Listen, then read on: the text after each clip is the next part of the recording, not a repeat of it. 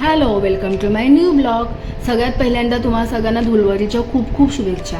आज मी धुलवडी निमित्त special menu बनवला होता. पनीर बिर्याणी, पनीर मसाला, फुलके आणि खीर.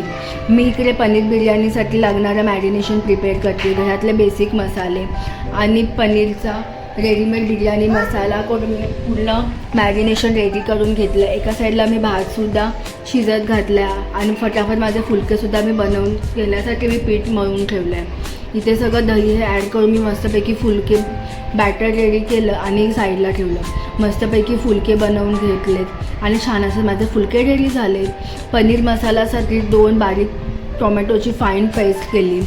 रेडीमेड मसाला मी दुधामध्ये मिक्स करून बाजूला ठेवला आणि तेलामध्ये टोमॅटोची प्युरी तेल सुटेपर्यंत छान अशी परतून घेतली.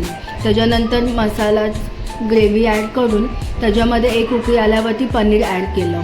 एका बाजूला मी बरिस्ता आणि ड्रायफ्रूटसुद्धा गार्निशिंगसाठी बिर्याणीसाठी मी फ्राय करून घेतले. नंतर बिर्याणीचा मसाला प्रिपेअर केला आणि छानपैकी लेअरिंग करायला घेतली.